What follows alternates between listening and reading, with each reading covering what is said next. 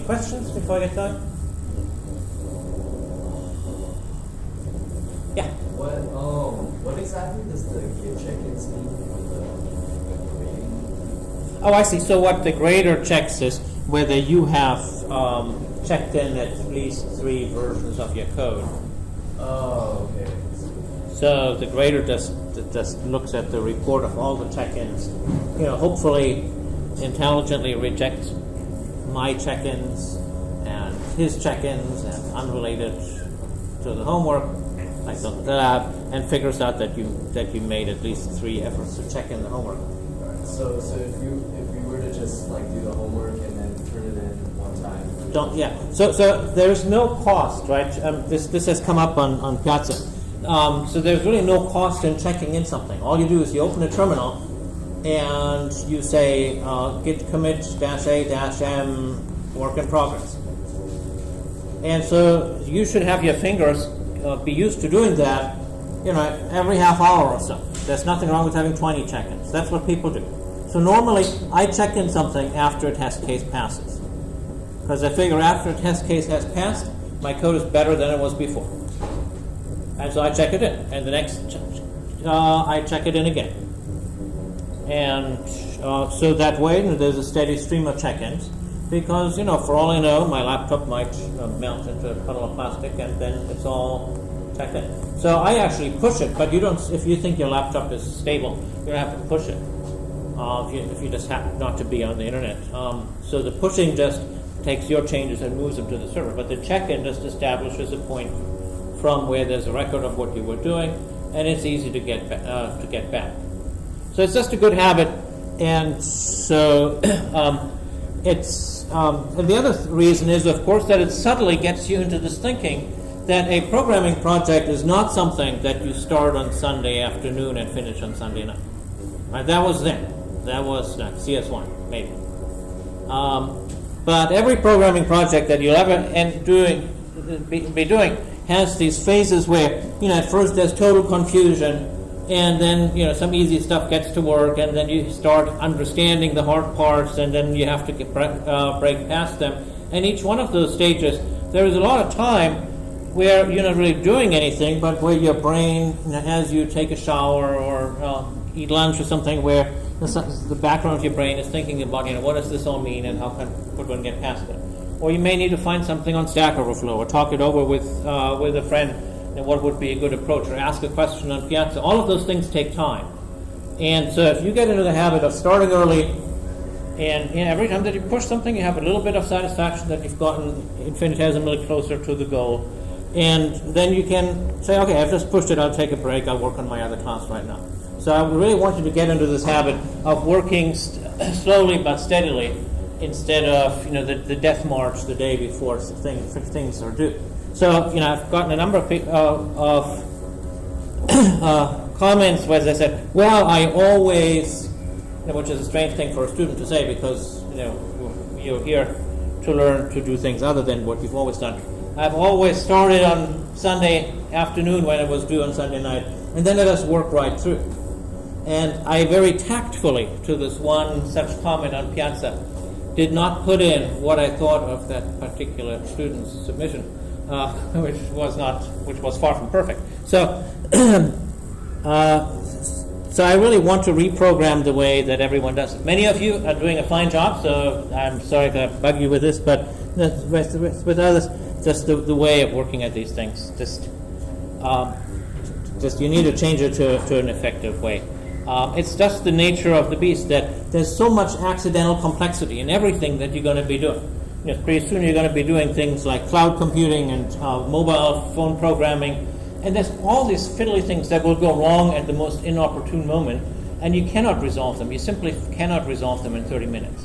It takes a half a day or so to go to Stack Overflow, to post a question, to wait for the answer to magically appear, to act upon it.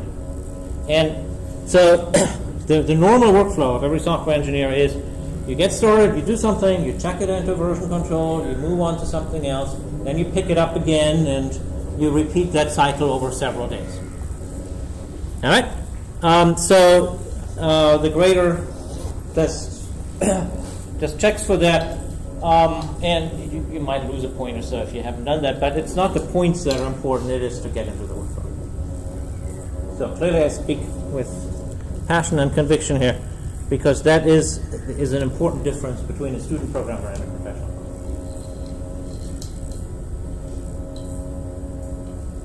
Other questions?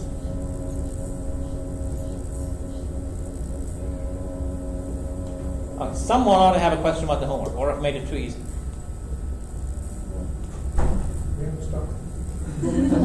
What's that? Yeah. I waited for a second. Good. Yeah, so another really good reason is to set aside a bit of time on Tuesdays, is so that you can have questions on Wednesdays. Right? The schedule is unfortunate that there's this long gap between Wednesday and Sunday. So I cannot answer questions that you don't have. Do you have office hours tonight? No.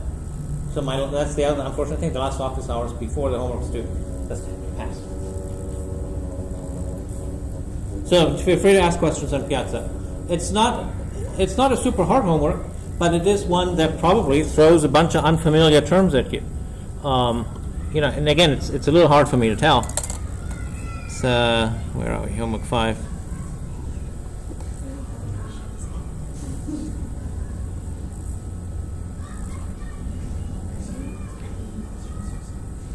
So it talks about the contract of the remove method, next and remove. So if you know all about that, then that's good. And it then talks about the concurrent modification exception, which is again a pretty standard thing. And if your 46B course covered it, then that's great. Did it? When I say concurrent modification exception, does everyone say oh yes? So that would be like a good question to ask. All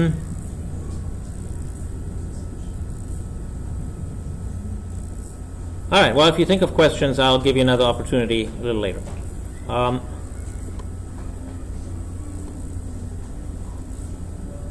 So let's go through a couple of my clicker questions here. Where are they? Not too many. Okay, here. So have a look at this code here. So the next batch talks about timers and stuff. And so here I have an example of a timer.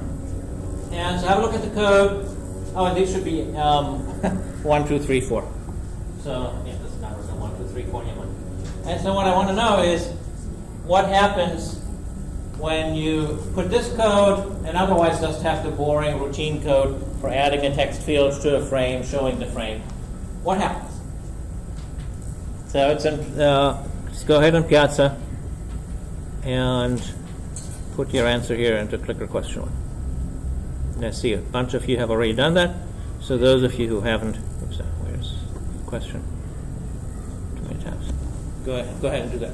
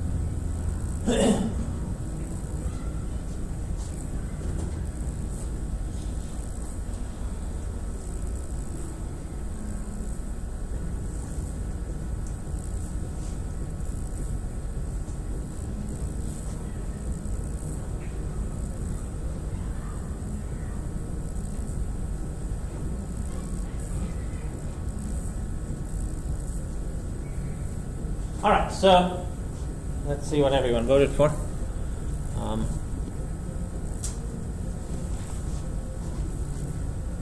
So the majority answer was 11.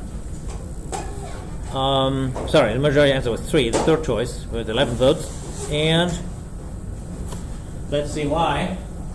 So most people said it's going to show hello and not hello, hello, hello. And I guess that makes sense, right? Because it calls set text and it sets it to hello. And a second later, it calls set text again and it sets it to hello. There's no append or anything, it's just a set. And that would be the true answer if in fact this were to ever happen. Why isn't it happening? Yes? Yeah. No. T dot start. I mean, it puts in the text field. Okay, you had it. T dot start. Very good. We're never starting the timer. If you don't start the timer, it doesn't do anything. It just doesn't send out any events. Okay, so the correct answer was this one. Okay, that's a common mistake that I make, I think, every single time. And then I notice very quickly when nothing happens and I say, oh, I forgot to start it.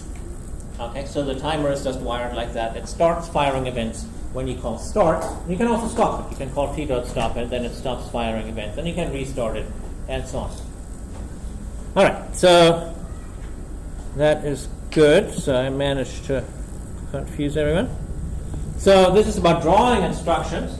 So this one, it probably would be helpful to get a little sheet of paper and just sketch this up. So what is this set of instructions drawn? Again, it should be one.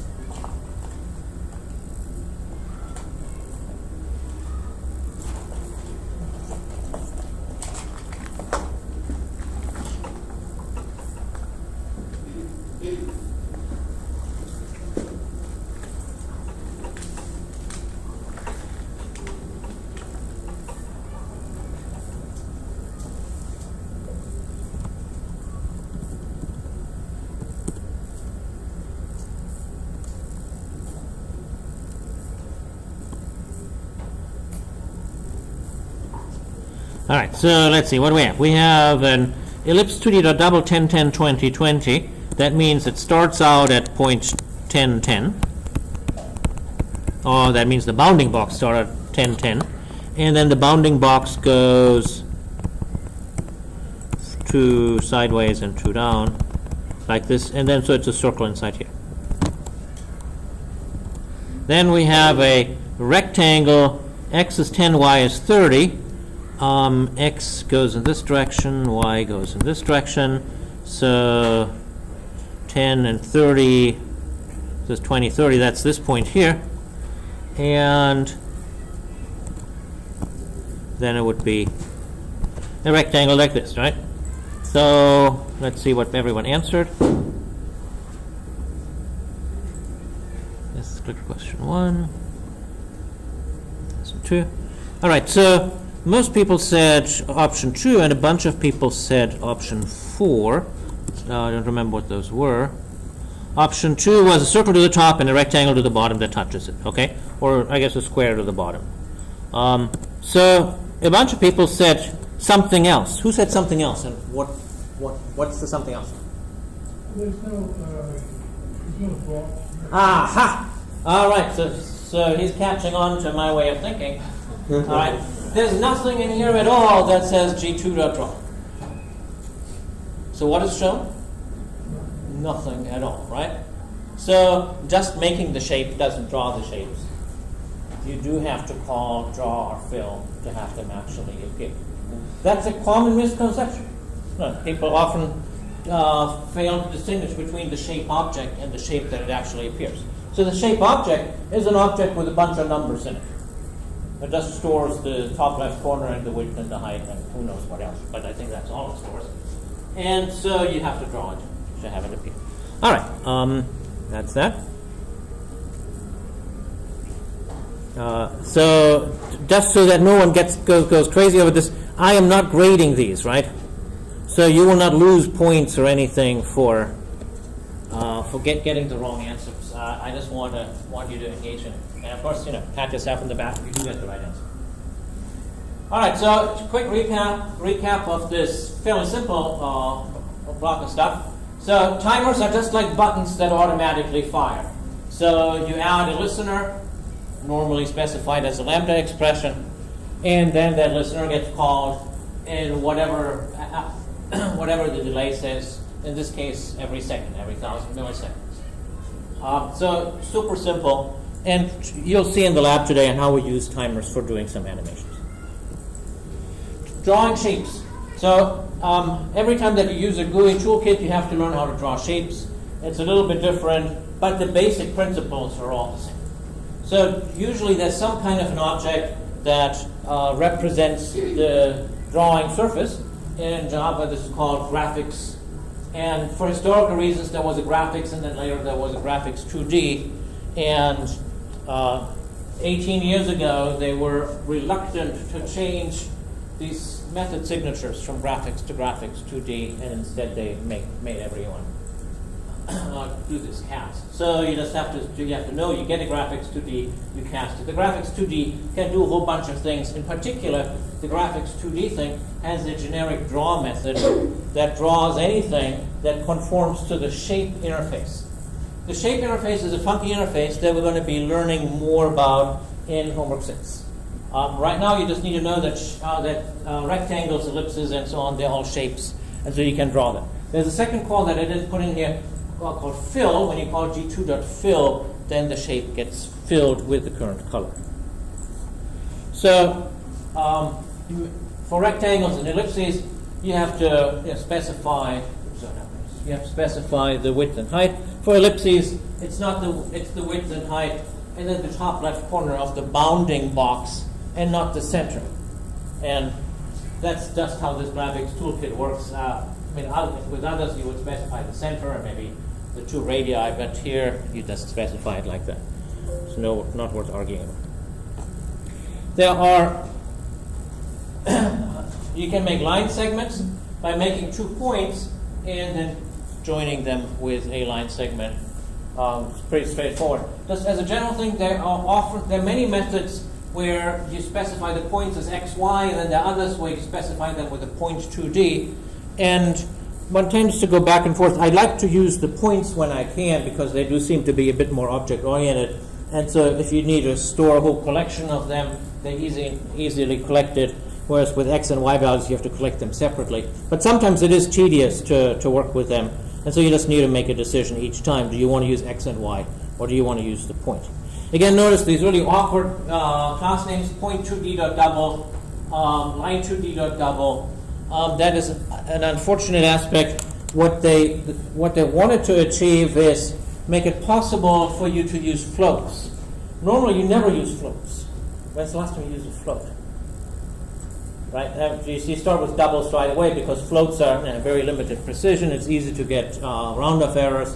And so floats kind of went out with the typewriter as soon as memory became plentiful enough. The only thing is that when you do pixel-by-pixel drawings, then if you had lots and lots of coordinates, like if you had like a three-dimensional surface with a whole mesh of coordinates, then maybe it would be worth not using doubles because the doubles don't buy you anything in graphics. 6 or 7 digits of precision is way more than you need to individually address each pixel on the screen, even with the highest level of pixels that you can imagine. And so in graphics, it's somewhat common to use floats. But they said, floats are inconvenient. You always have to put an F behind everything, and every time that you add two floats together, the result is a double, and you have to cast it back to a float, and that's a pain. So they wanted to give us the choice. Floats for those who really want to save every last byte of memory, and doubles for those who don't care about that kind of stuff. This is the way they have given us the choice now means that everyone hates them, because you always have to do the dot double or the dot float behind the class. So here you can see that shape is an interface that is implemented by rectangles, ellipses, lines, and lots of other stuff. And like I said, in homework number 6, we're going to be making our own classes that implement the shape interface, which sounds easy and fun until you get to the point where you actually have to do it. It is a very strange interface. Graphics 2D extends graphics. It's a subclass of graphics with extra methods. Graphics 2D uses shape because there's some methods, such as draw, that take shape parameters. Graphics itself does not use shape. It came before the shape interface was invented, and so that's the reason why we need graphics 2D, so that we can actually manipulate shapes. In graphics, all you could do is there were a method fill rect, draw line, and so on. It wasn't very object-oriented. So we want to do it the object-oriented way, and that's why we're doing this way. Once in a while, you may need to draw text, and there is a method called drawString that lets you draw text. And text is a little complicated if you want to size it accurately. I don't know if we get to that point right away. Later on, when we will build these clones of the Violet UML editor, you may need to know more about it. So just to tell you what the hard part is. The hard part is that you give the base point where the text is drawn, and the base point is not a very logical point. It's not the top left corner, but it's this thing that some characters are above it and some characters are below. Note the G here, how it falls below the baseline. And it's sometimes difficult to know if you want things to line up exactly what that word means. Let's say you want to fill an entire area with as much as possible, then you need to know how big is the string, or if you want to center the whole thing. Yeah, so let's say you want to center the whole thing. Then you really do need to know what is this ascent, what is the descent. There are ways to find out, and the book tells you how to do it. I can't ever remember. I'll have to look it up each time. This every time that I need to position text, I say, oh, there is that tedium to figure out how to do this. Okay, so here's the fill. And so there's a little program here that draws a car.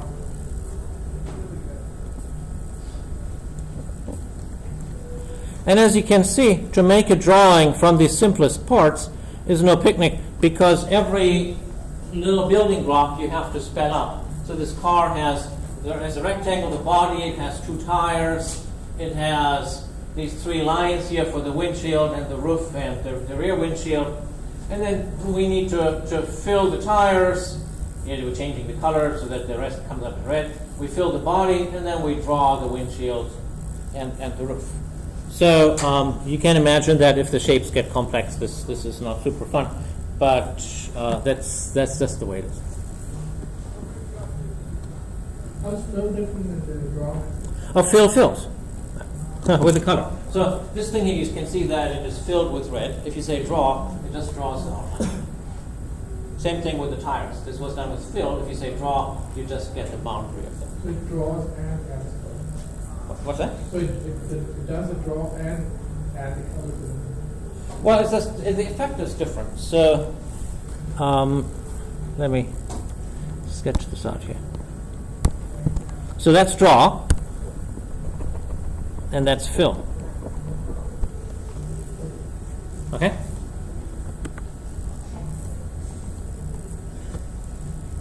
So now, in this section here, this is the last section on interfaces.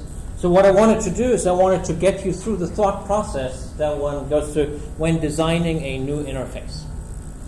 So here's what I want to do, is I want to use the timer to make this car do what cars are meant to do, namely to move. And I don't just want to do it with cars. I want to do it with, whatever else. We'll see later in the lab, and there'll be balls and dogs and, whatever other adorable objects you have in a suburban scene.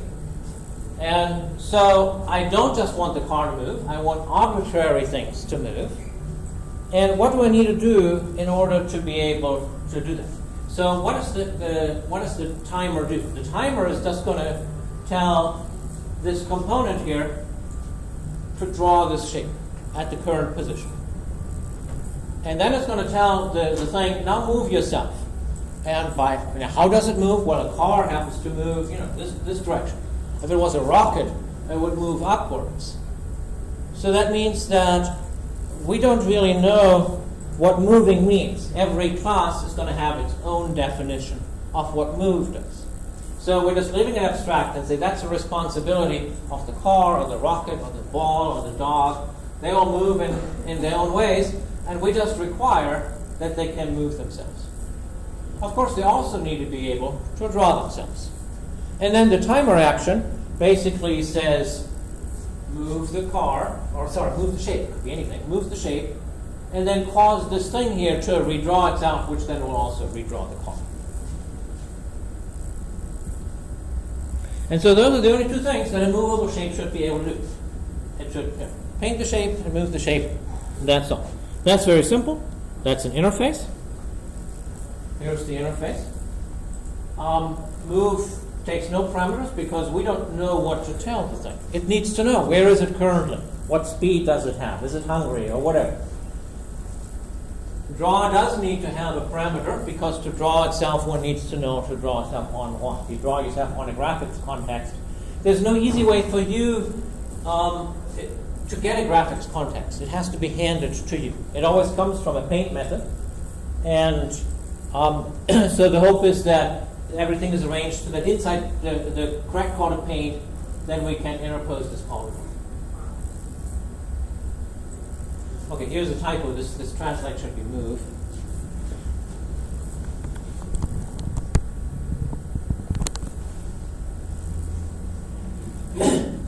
So here is how the car implements move. It has as its internal storage, it remembers where it currently is, and it just increments that.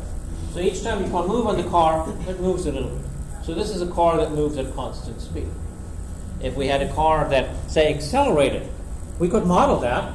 We could also store the velocity, update the velocity by the acceleration, and then update the position by the velocity. But that's more complicated, and I'm not doing that here. So here, move just does.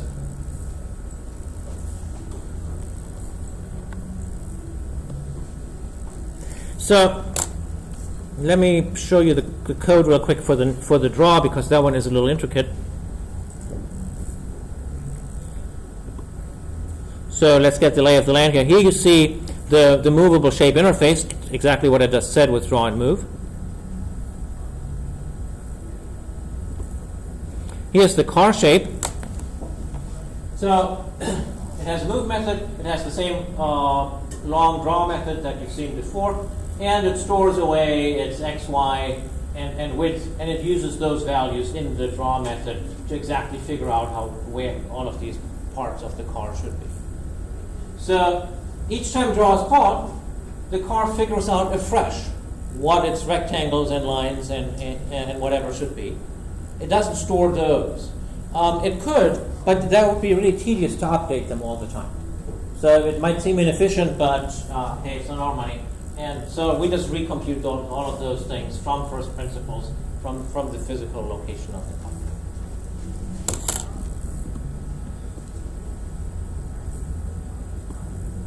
Now over here, we see the code for the timer. So the timer gets an event listener.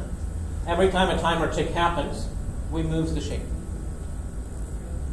Now what you would think is that at this point, shape has two methods, right? It has move and draw. So you'd think that we'd also call draw shape.draw. But when you notice it, you notice that's not what we're doing. Why can't I call shape.draw?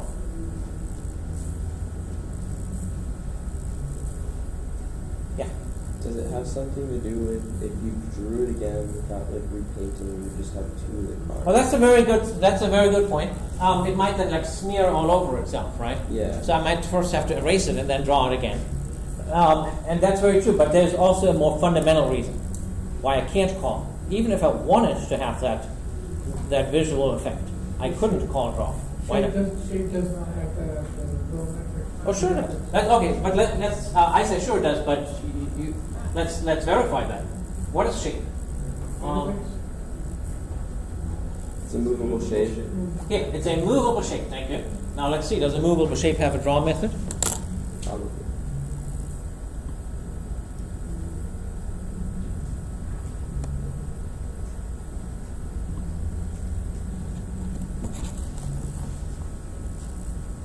It does, right? Here it is. Okay.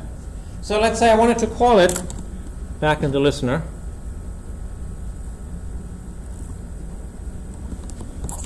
So let's say over here I would call shape.draw.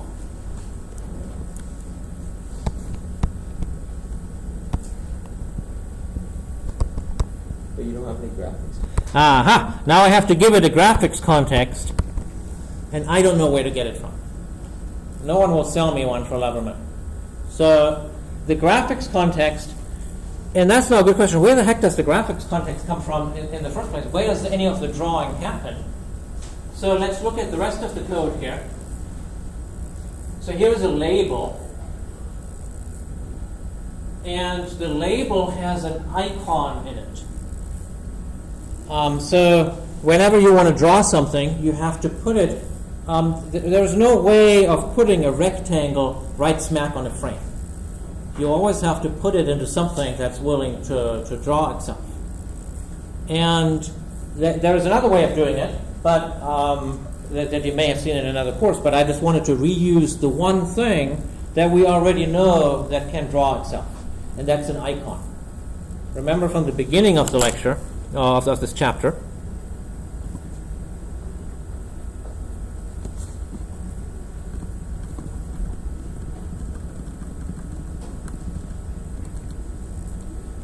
all the way at the beginning, I said there are these different kinds of things that you may want to draw, like here the image, or here the Mars.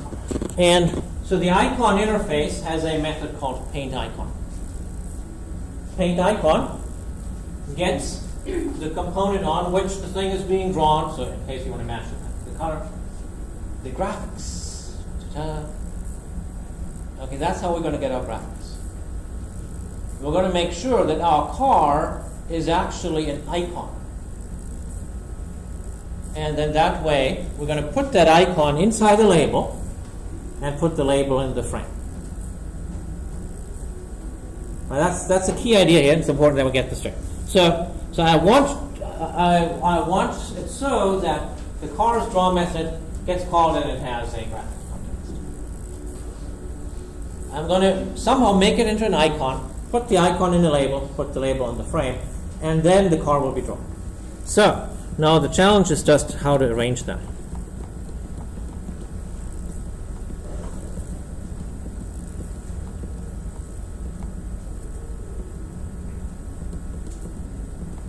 So if we go back here and we look at the car, is this car an icon?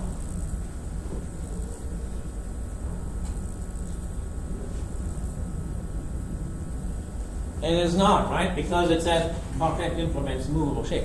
Could it be an icon? Could I implement two interfaces? Yeah, you can implement as many interfaces as you want. So that would be one way of doing it. I could say Architect implements movable shape, comma icon, and then I could implement get icon width, get icon height, and that draw method. And for whatever reason, I didn't want to do that. I wanted to make it as simple as possible for anyone to be a movable shape without having to worry about component and that extra X and Y that comes in from the paintIcon method. So instead what I did, and that's a very common strategy, is I made a little adapter. And that's this one here.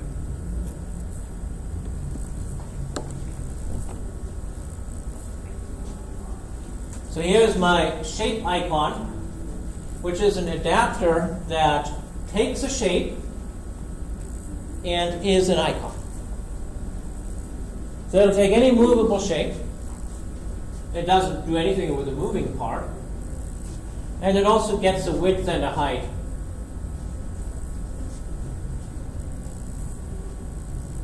And that presumably is kind of the width and the height in which the movable shape lives, and not just the width and the height of the movable shape itself, because I want to give it some room to move. Otherwise, I could give the shape, the movable shape, another responsibility. I could say, reveal how big you are. Some shapes are going to be different sizes than others. But I don't really care how big the shape is. I care how big the world is in which it should be moving. And so that's what I'm putting here into the shape icon. And then I just store that and return it when asked. And then when the paint icon calls comes in, then I call shape.draw, and the car or whatever will now get drawn. So it's a little bit circuitous. I now have an icon. When the icon gets drawn, then I draw the car. So this thing translates or adapts from the movable shape thing to icon. So now I'm a little bit closer. So now I just need to make sure that the paint icon gets called. So back to the tester here. So over here, no. Can I call what's the damn icon? It's called icon. Can I call icon dot paint icon? No, you don't have a graphic. No, because I don't have a graphics, right? Same reason. So I can't do that. Instead, what I do is, and this is generally true in these user interface systems, I tell the label, hey, you've become dirty. Repaint yourself. You've become out of date. Now, the label is the thing that has the icon. It was constructed with the icon. When you tell the label that it has become out of date, then the label does not get a nervous breakdown. It simply repaints all parts of it. So whatever text or images or icons or whatever are inside it, it repaints them. And the way it paints an icon, it says, oh, it's an icon, I have to call paint icon. So the label, which now has a graphics context from somewhere where you don't see it, when the repaint will trigger something that makes the label be called with the graphics context, and then it calls paint icon. Now, why do they do it like that? The reason is that painting is generally expensive, and it doesn't have to be done in real time. So a user interface system will usually pay attention to things like mouse events, which can come fast and furious, and then eventually, when it has a little bit of breathing time, then it'll say, lots of stuff surely needed to be repainted. Let's see who has been marked as in need of repainting. And then it's going to say, well, this guy actually was told 5 times to repaint itself. Well, the first 4 times we can just throw that out, because the last time is going to overpaint what was the first 4 times anyway. So it's just going to then lazily paint those parts of the user interface that are corrupted. The other thing that often happens in large user interfaces is that lots of stuff is off screen. And so the user interface system will say, well, if it's off screen, I'm not going to bother repainting. Yeah? So it'll take care of that for you if you try to draw something off the screen, or if you try to draw Yes. something that didn't. It'll just get clipped against the screen. Oh. So the user interface system knows where, like when we have an XY position, in that it's always 0, 0. So everything is based on that. Whereas, of course, the pixels are somewhere, and all of that translation is done by the general UI framework, and also clipping against anything that's invisible. So you can merrily paint away and not worry about those things. So if you drew like a box and you wanted to draw it across the whole canvas, and then you expand the frame, the box wouldn't expand across the whole canvas until the repaint event is triggered. That's correct. Okay. That's correct. But and so that actually, like changing the size of a window is a good example of something that's really expensive to repaint in real time. And so nowadays computers are quite fast, but in older days it was quite common to see like an outdated thing inside your frame as you were growing it, Yeah. and then eventually plop, the whole thing would fall into place. Yeah. So the takeaway is that any time that you want to repaint something, you want to put it into a component, and the label is as good as anything for right now, and cause that thing to be repainted, and it'll eventually happen. All right, so we've now actually, as it turns out, invented not 1 but 2 new new constructs. So we've invented this movable shape interface, and we've invented this shape icon adapter. So the job of the shape icon is to be an icon and to wrap any movable shape inside so that it can be an icon. So those are all of the classes that are being used here. And I know it's abstract enough that I want you to mess with these yourself. So here's the lab that I've come up with. Oh, we have another clicker question. Okay, never mind. You know what? Actually, let's do that one right now to see if anyone paid attention.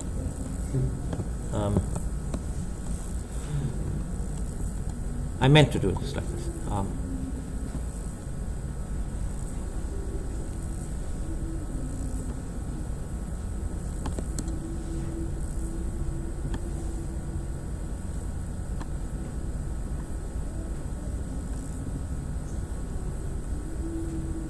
Oh, and wait, I think this one I need to make it so that you can have more than one answer. Hang on, I need to edit this. Clone the poll, clone another. How do I edit here?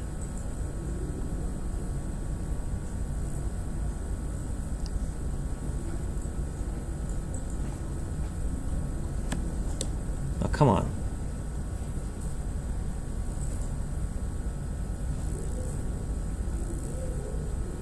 No, I think I missed my chance. I'm gonna erase it and start fresh. How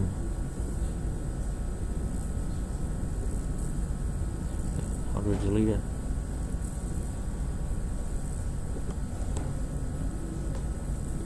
Sorry about that.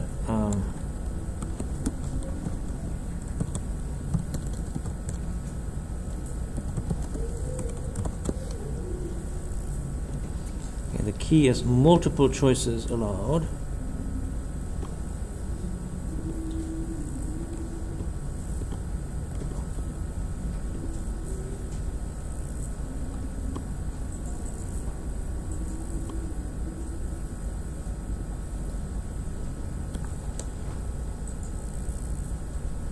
Okay, try this while I'm trying to kill this here. Action.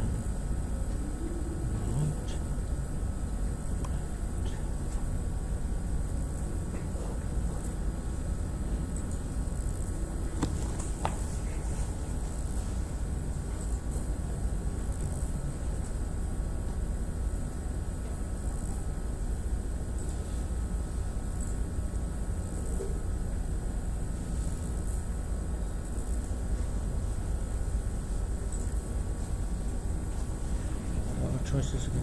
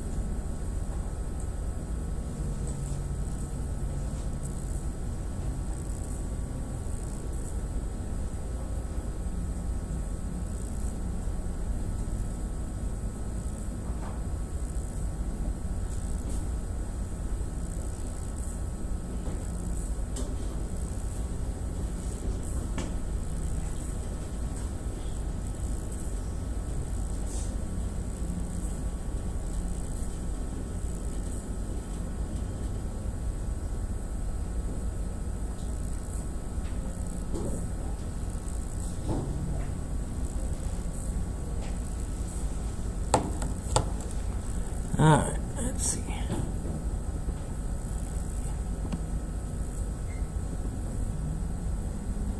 Okay, so of 22 voters, 20 thought that icon is in the public API.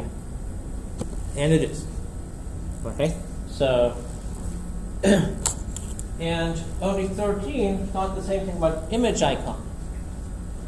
But image icon isn't the public API. It's a way of showing an image that, so that it conforms to an icon interface. At the very beginning of this chapter, that was the way to introduce the icon interface. It was that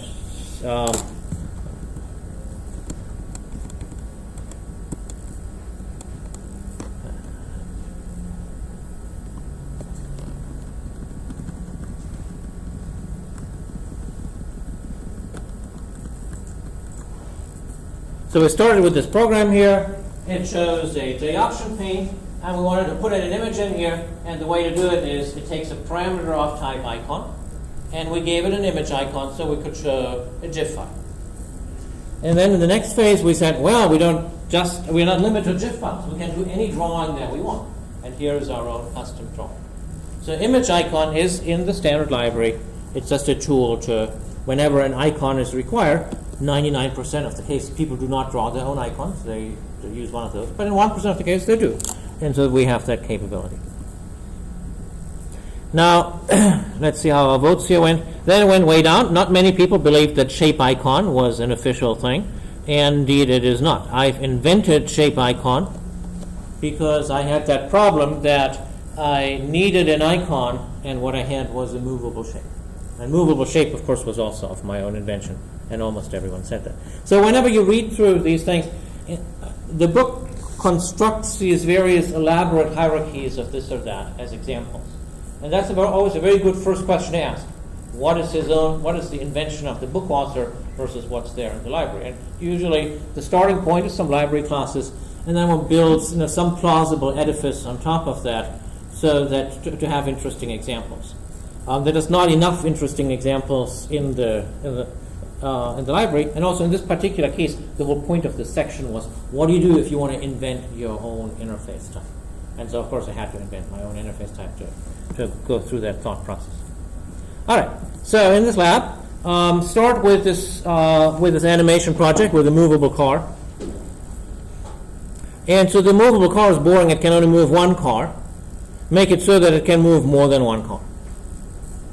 So just put all of those cars in an array list and then move them all. And then next, make a different movable shape. Make a bouncing ball that bounces up or down, up and down, and up and down, whatever, in some way. Yeah.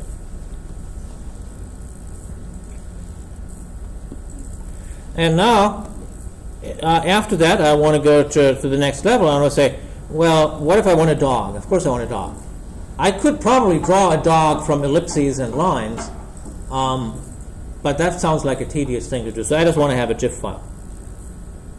Now, it's easy enough to have an image icon, but there's a problem with an image icon, and I want you to tell me what that is.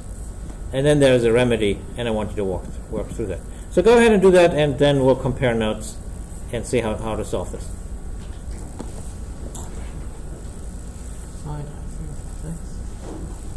So we have an odd couple here. Even set here.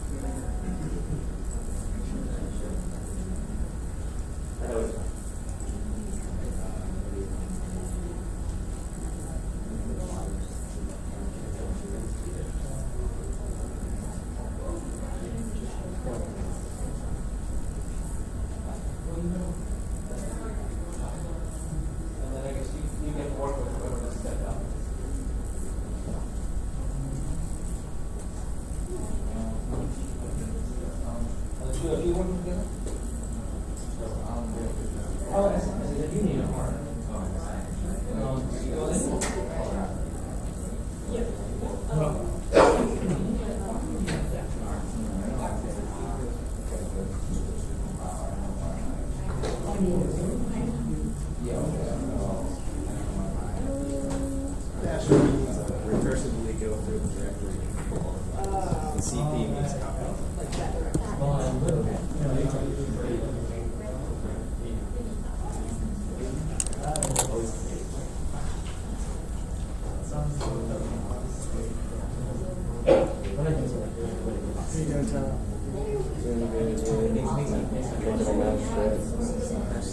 cars. Yeah, so it's So we need like a set of the cars, the shapes and labels, right? yeah.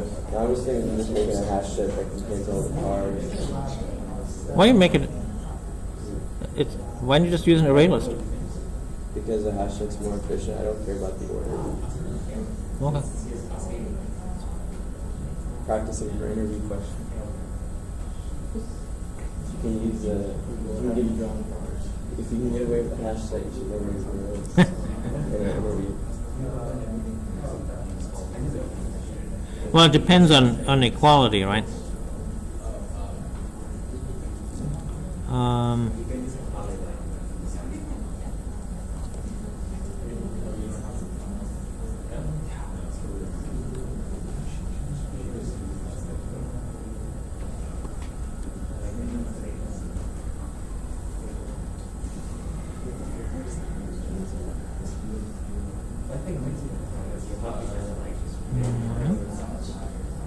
Oh, this is lab 10. Here we go.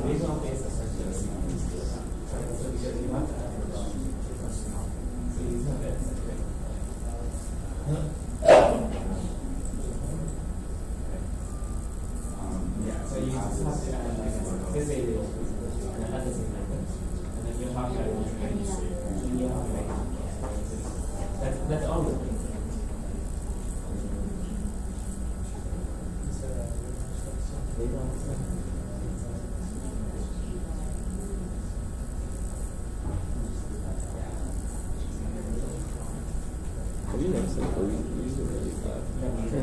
Have you noticed that Louis used it really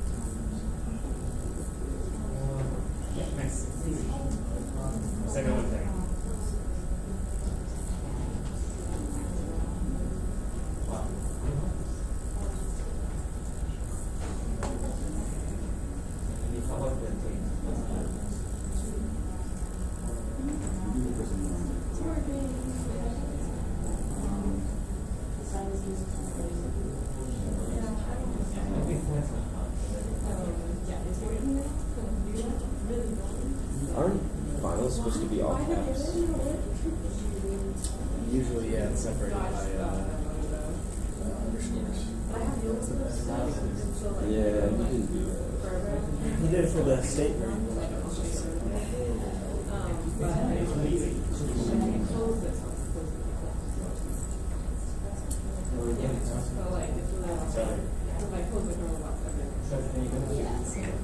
I can't close this tab. I close all the others, and then push one to the right, and then close all the See, it won't close it. Let's move on.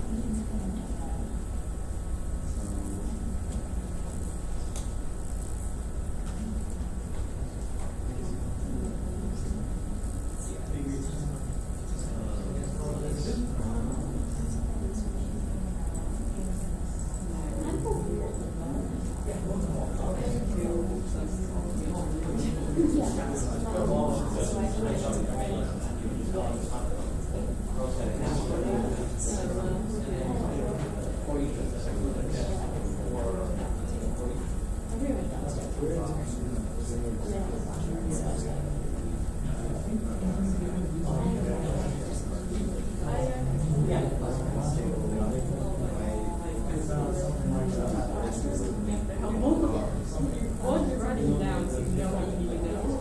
Or two, like, How are you doing,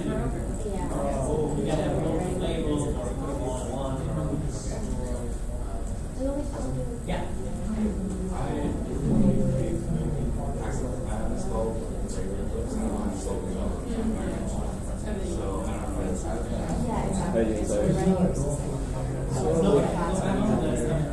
You doing bouncing balls? I'm still in the car. Still, you're on the bouncing ball. Well, I mean, I kind of just hacked together something for throwing 2 cards. I can't quickly add like 3 cards. No, you're trying to do like a quickly make something. Oh, I made a class of cards and then I made a hash set. And the card has a label and shape. Yeah, and then it just has a constructor that like makes all that. Yeah. With the internet. So your timer loop just calls for all the cards. and Well, display list yeah, update. C.update and then update called How'd you finish this? I just like added a new card real quick. Just make it. It doesn't write like.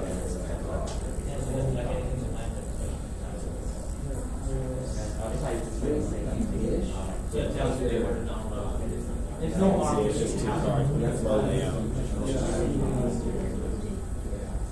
I thought you were supposed to make it so you can add any number.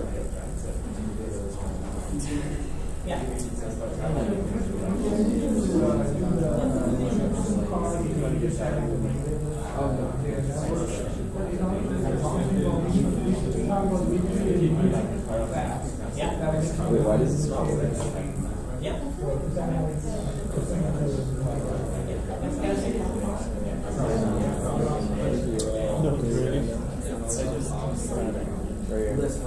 And what that's supposed to be, is that a range or something? Yeah, it's just the animation tester, that's Well, I was actually wondering. yeah. Maybe here.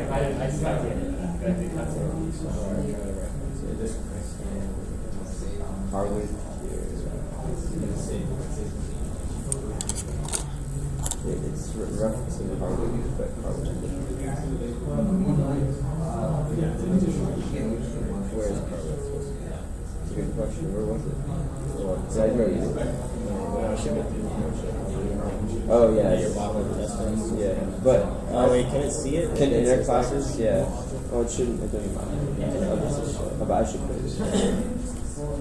But yeah, you're right. It should be able to see it. Well, now is it gonna reference the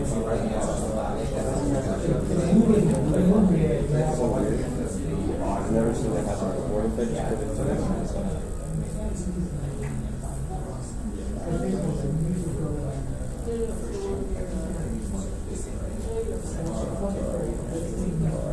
Yeah, technically.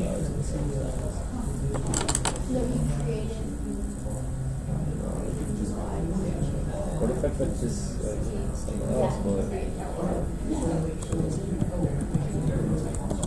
Is that? No. It doesn't like this constructor.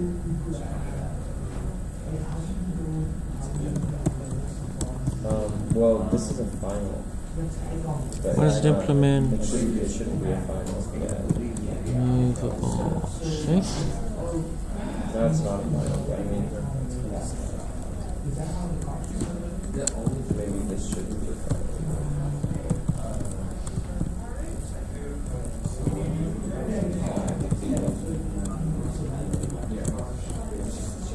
Isn't this an interface? I should be able to access it.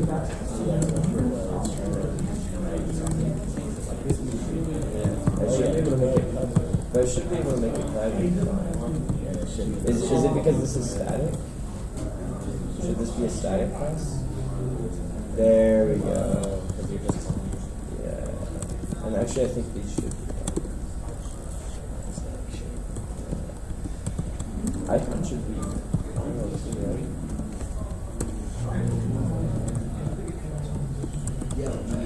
I guess the final keyword doesn't mean too much with objects, it's like it can be minimal anyways.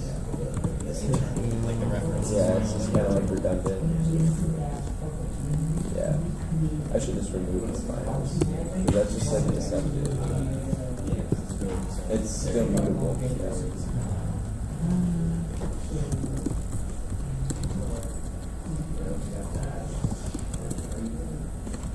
Oh, I need a direction. Wonder if it'll work.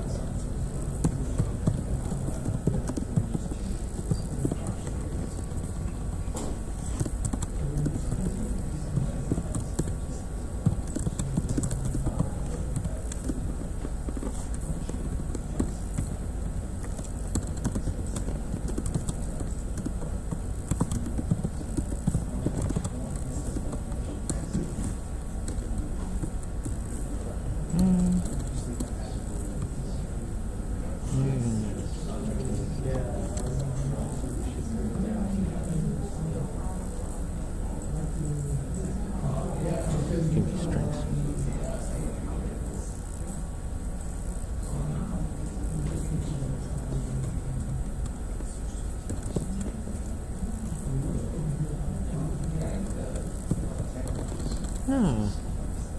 Oh. Oh.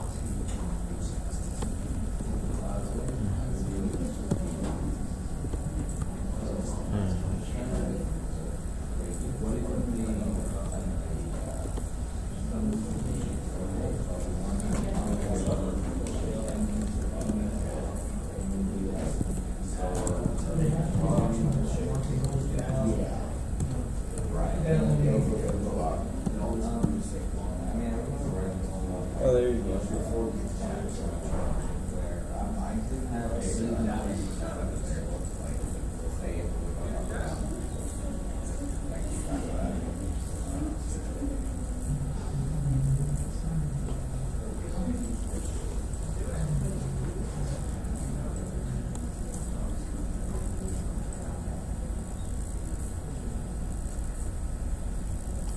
That's kind of pathetic.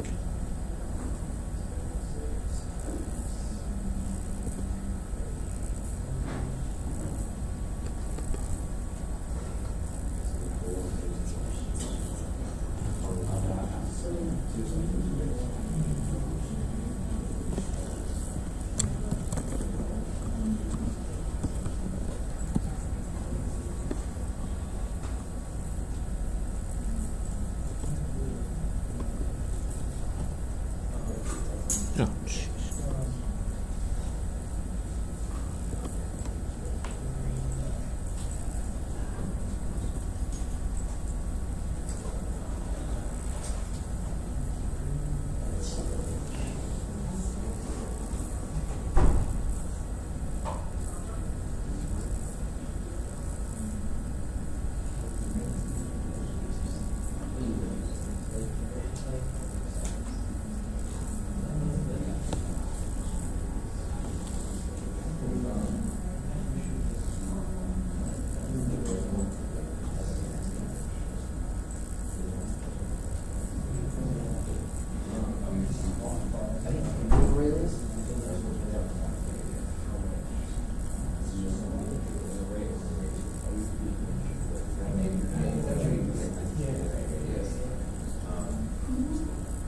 All right, so let me say something about a couple of the things here. First of all, here you see the bouncing ball in action. So you can see it bounce. And so it's exactly the same thing as the car, except that it changes direction. So I gave it a instance variable for direction, which can be plus or minus 1. Well, you took away the car, that's supposed to be car. I know. I'm going to come to that in a minute. And so the draw method just draws the ellipse at the right location. And the move now is a little bit of complex. First, I just incremented by plus or minus 1, and then it was kind of slow, so I multiplied by 4. But So you just update the direction, and then when you're at the very top or at the very bottom where it should turn around, I just multiply the direction with -1, turning a 1 into a -1 or a -1 into a 1, and that's an easy way to get a direction change. So we're not here for physical accuracy or anything. We just want the thing to go back and forth and back and forth, and that's kind of the trick to do that. So there's nothing to the bouncing ball really. Now, as I was watching what you guys were doing, I realized that that thing with the array list isn't as simple as I thought it was going to be. And the trouble is, my first idea had been that I say, fine, we'll just, instead of having one shape here, we'll have an array list of shapes, or as the people in the front row say, a hash set, and it really doesn't matter. I'll use an array list because everyone knows an array list. But the hash set will perfectly work.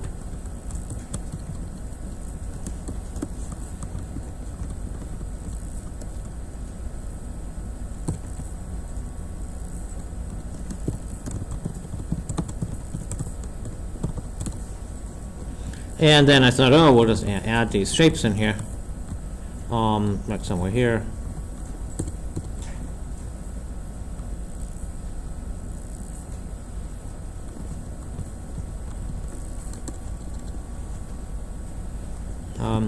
I should call it shapes. Was it more than one?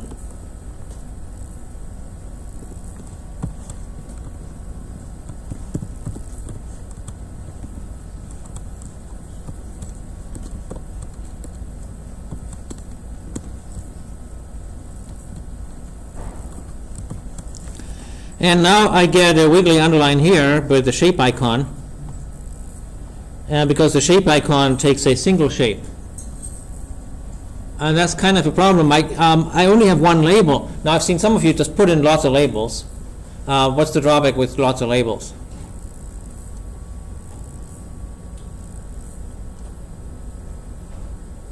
They're all like next to each other, right? And so with cars that's probably good, but if you ever want the car to run over the dog, then that's not going to work. So I really wanted them to be all in the same. So how do I deal with that?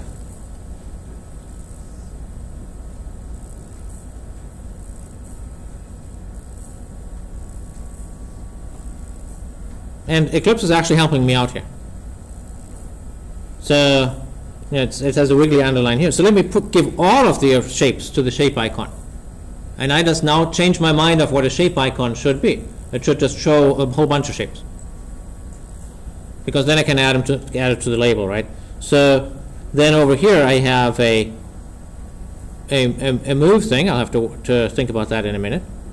But so now I have to change my mind about shape icon. Where the heck was shape icon?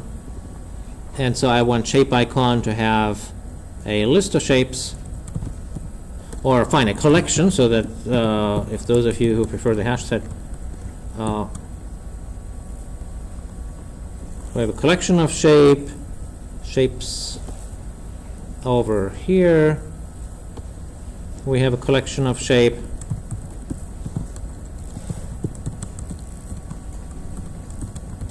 called shapes. Over here we say this dot shapes is shapes. And so the only thing over here in the paint icon method, what do I have to do?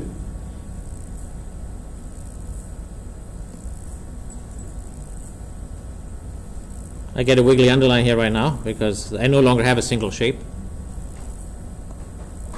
So what do I do? Yeah, I loop over all the shapes and draw them all. Right? For shape. What the heck was this? This was a movable shape.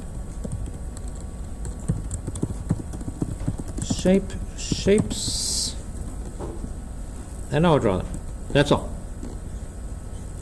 Okay, so then back here, it says shape.move, same story for movable shape called shapes. What? No shape. And then we have it fixed here. So that array list does then, or collection, whatever, right? Even here I can put a collection, right? it does cause this shape icon class to change slightly. Let's see what happens when we run this. And now you can see here the ball bouncing up and down and the car driving. Maybe I should, to make this faster, how do I make it faster? Yeah, I changed the delay, right? I mean, this, so let's do 10 milliseconds. There we go. Okay. Okay. So follow that along in your code, and oh, I guess we don't have a lot of time. So the last thing that I wanted to bring up in this lab, where is it, is this movable icon thing. So suppose I want the dog move. So I can get the dog as an icon, and so now I need to make an icon into a movable shape, and that's what I'm doing here. So I say a movable icon is an icon, and we haven't really had we haven't covered inheritance yet, which is why I've given you the constructor. But the implements part is the only thing that really matters. And so let me show you where that is. So we need to implement two methods, namely move and draw. And here for the move, I'm just moving this thing sideways, just like the car. And for the drawing, it's super simple. All I need to do is call paint icon, because that's a method that I know exists. And when you do that, let's add the dog here. Oh, here.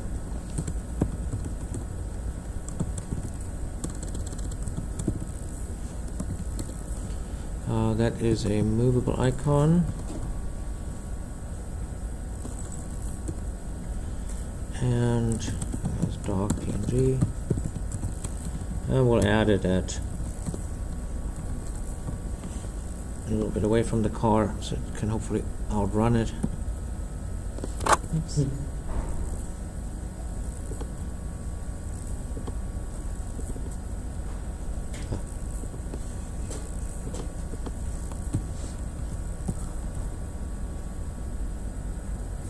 And here it is. All right.